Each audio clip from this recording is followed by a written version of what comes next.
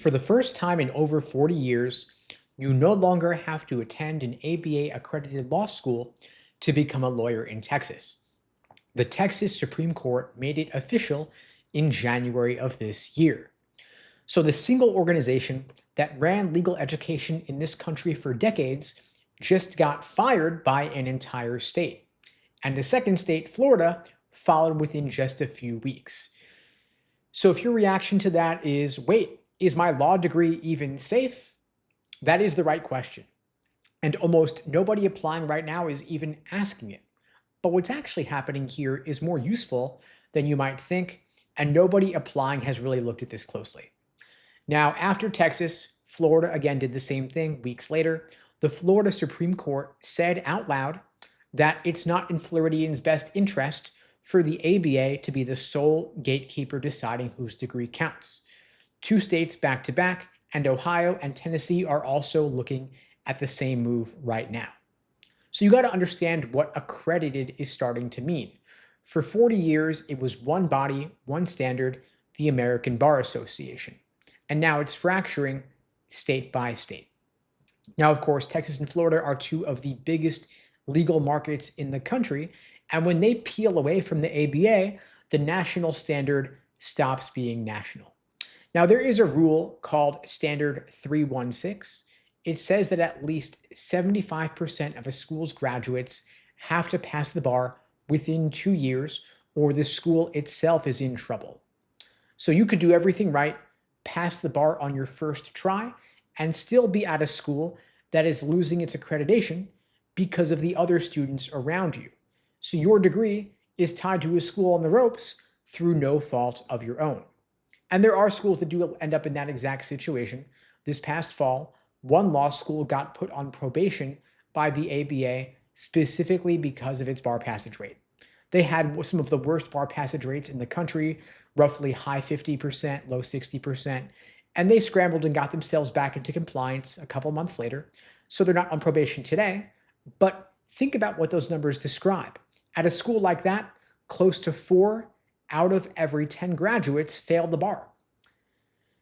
Now, schools don't fail the bar passage standard by accident. They get there by dropping their accreditation standards to fill seats. In other words, a school lets in students who are not ready, and then a chunk of them can't pass the bar 3 years later. Now, Golden Gate University Law School in San Francisco had been open for over 100 years, but in 2024, they shut down their entire JD program and stopped taking on new students. And so imagine you're a 2L there. You've been there for 2 years, maybe $150,000 in, and the school announces they're closing the program out from under you. So Golden Gate students got shipped off to other schools to finish their degrees, University of San Francisco and a school in Minnesota. And their accreditation only continues through July 2027 just to teach out the students already there. And so the school is finished and your degree is tied to whatever is left of them. And they're not some freak one-off. A handful of law schools have lost their ABA approval or walked away from it over the last few years. Almost all of them were smaller schools that could not keep their bar numbers up. Golden Gate is just the biggest name and the longest history to fail. When a school that stood for 100 years can go under, the 30-year school with worse numbers is not the safe bet people assume it is. And you can't count on transferring out. When Golden Gate closed, their students got placed at other schools, but it was kind of a scramble, not a guarantee. You're moving cities, reproving your credits, hoping a new school takes you in the middle of your degree. Some students end up fine, others lose a semester or a year. The best move, though, is to never sign up for a school in the first place that's at risk of being in trouble.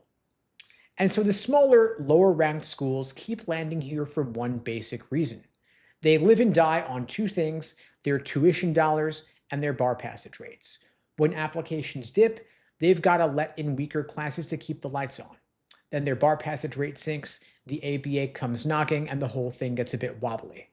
The school most likely to say yes to a shaky application is the exact same school most likely to be in trouble. Now consider timing. That makes it worse. Law schools just packed the biggest first-year classes in almost a decade, nearly 43,000 students this past fall, up nearly 8% in a single year. And so the schools, scrambling to stay compliant, just crammed in more students than they have in years, right as the ground under them started shifting.